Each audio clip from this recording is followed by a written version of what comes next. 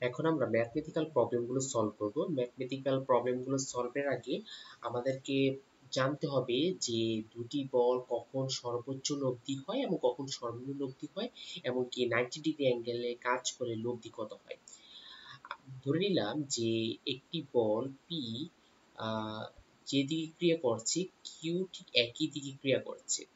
তাহলে দুইটা বলের মধ্যবর্তী যে অ্যাঙ্গেলটা আছে alpha is equal to 0 degree.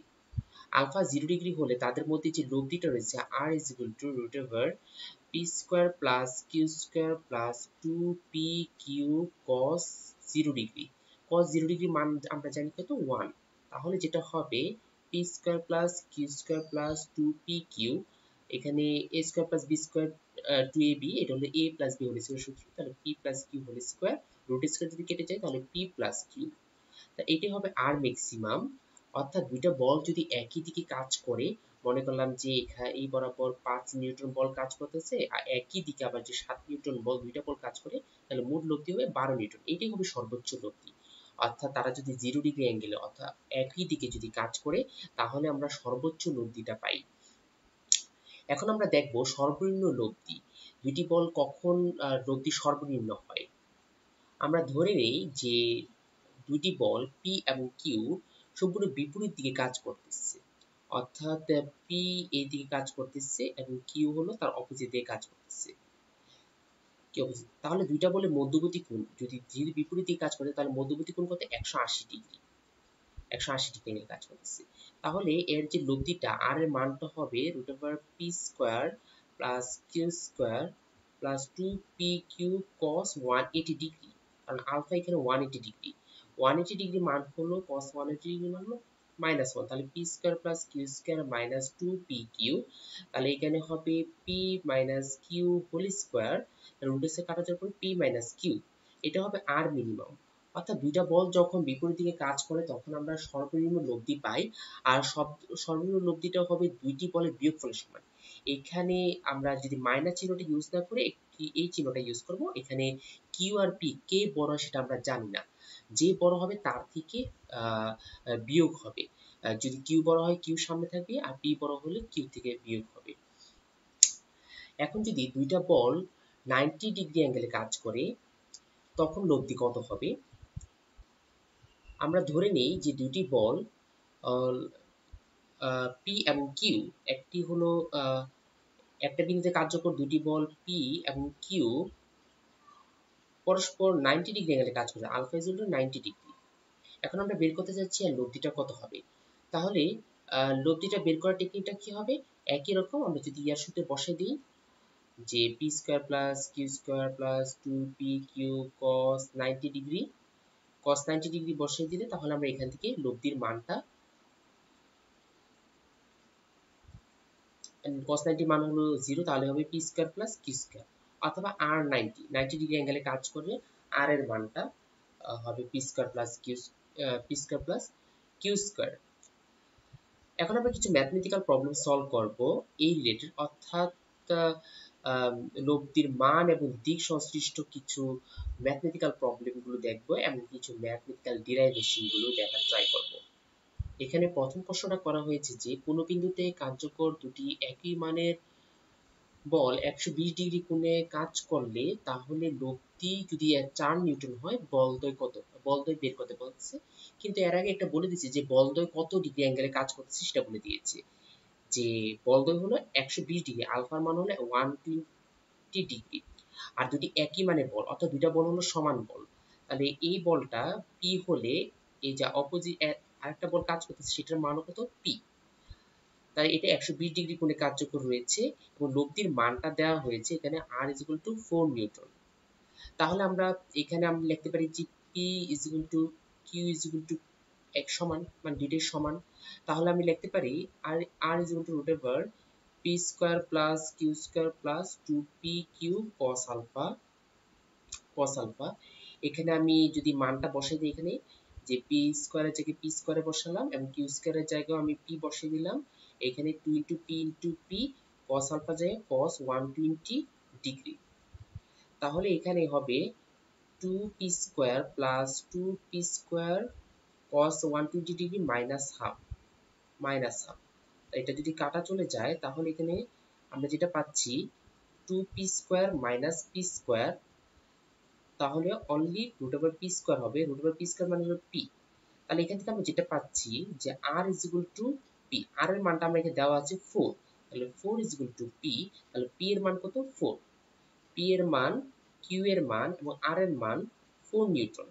তাহলে তিনটা বল অর্থাৎ লব্ধি এবং অপর দুইটি বল কি সমান 120 ডিগ্রি অ্যাঙ্গেলে কার্যকর থাকার ফলে।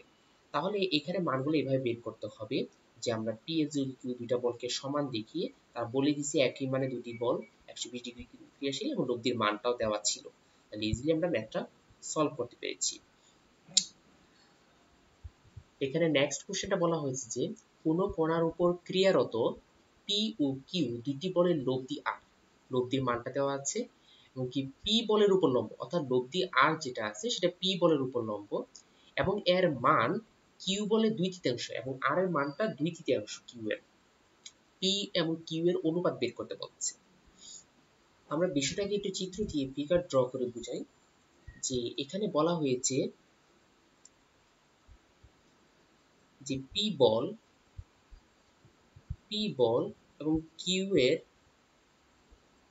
যে লব্ধি আর রয়েছে সে আরটি পি এর সাথে 90 ডিগ্রি কোণে ক্রিয়ারত অর্থাৎ লম্ব হয়ে অবস্থিত। এখানে এটা বলছে পি ও কি দুটি বলের লব্ধি হলো আর এবং কি পি বলের উপর লম্ব, পি বলের উপর লম্ব হলে পি এর সাথে লব্ধিটা 90 ডিগ্রি অ্যাঙ্গেলে আছে। তাহলে এখানে তাহলে প্রথম অবস্থা আমি যেই সূত্রটা লিখতে পারি সেটা হলো যে tan 90 ডিগ্রি, যেহেতু লব্ধিটা মানে থিটার মান এখানে 90 degree, tan 90 degree Q sine alpha, যেহেতু দুইটা বল যদি আলফা কোণে ক্রিয়া হতো P plus Q cos alpha. tan 90 মান হলো অসংজ্ঞায়িত, অসংজ্ঞায়িত মানে হলো 1/0, তাহলে q sine alpha p plus Q cos alpha.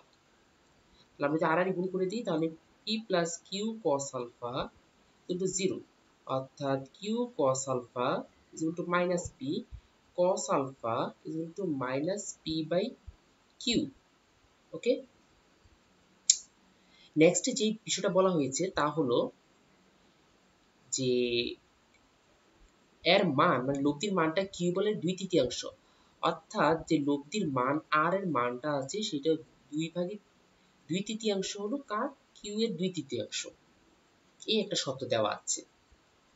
এখন আমরা এই দুইটা শর্ত থেকে আমাদের যে প্রবলেমটা রয়েছে সেই প্রবলেমটাকে সলভ করতে হবে, অর্থাৎ যে লব্ধির দুইটা বলের যে অনুপাত সেই অনুপাতটাকে আমাদেরকে বের করতে হবে। আমরা জানি যে r square is equal to p square plus q square plus 2pq cos alpha. এখন আমরা আর এখানে কি জানি 2/3 কিউ, তাহলে 2/3 q whole square is equal to p square plus q square plus 2pq cos alpha জায়গায় আমরা কি বসে দিব মাইনাস পি বাই কিউ। এখানে কিউ কিউ যদি কাটা চলে যায় 2p আর p যদি গুণ হয় তাহলে কত হবে 2p স্কয়ার, তাহলে p square plus q square minus 2p square আর এই পাশে 4/4 q স্কয়ার বাই 9। তাহলে আমি এখান থেকে যেটা পাচ্ছি q square minus p square 4q square by কত 9। আমি যদি এটা ওই পাশে নিয়ে যাই তাহলে একটু ইজিয়ার হবে যে p square is equal to q square minus 4q square by 9, 9 যদি কমন যায় তাহলে 9q square minus 4q square, তাহলে 5q square by 9 is equal to p square. তাহলে এখানে হবে p square by q square is equal to 5/9, তাহলে p by q is equal to √5/3। তাহলে এখান থেকে আমরা পাচ্ছি p is to q is equal to √5:3। তাহলে এভাবে এই ম্যাথটাকে ইজিলি সলভ করা গিয়েছে। অর্থাৎ আমরা যদি এটাকে ক্যালকুলেশন করি অর্থাৎ r স্কয়ার জায়গায় যে 2/3 q এবং cos আলফা জায়গায় যদি রিপ্লেস করে দেই শুধু p এবং q এর যে অনুপাতটা রয়েছে অর্থাৎ দুইটা বলের অনুপাত আমরা সহজে পেয়ে যাই। একটু ম্যাথমেটিক্যাল প্রবলেমটাকে ভালো করে সলভ করতে হবে q এর সাথে q এবং p এর সাথে p রেখে, তাহলে ইজিলি আমরা এই জিনিসটাকে সলভ করতে পারি। অন্য নিয়মেও এগুলো করা যায়, যেমন আমরা উপাংশ দিয়েও করতে পারি, কিন্তু এটা একটু টাফ হয়ে যায়, যার কারণে আমরা সহজ যে নিয়মটা আছে, অর্থাৎ যেহেতু থিটা এখানে আছে তাহলে লব্ধির দিকের সূত্র এবং লব্ধির মানের সূত্র দুইটাকে ইউজ করে আমরা অনুপাতটা বের করতে পেরেছি। নেক্সট লেকচারে আমরা এই নিয়মে আরো কিছু ম্যাথ সলভ করার ট্রাই করব। ধন্যবাদ।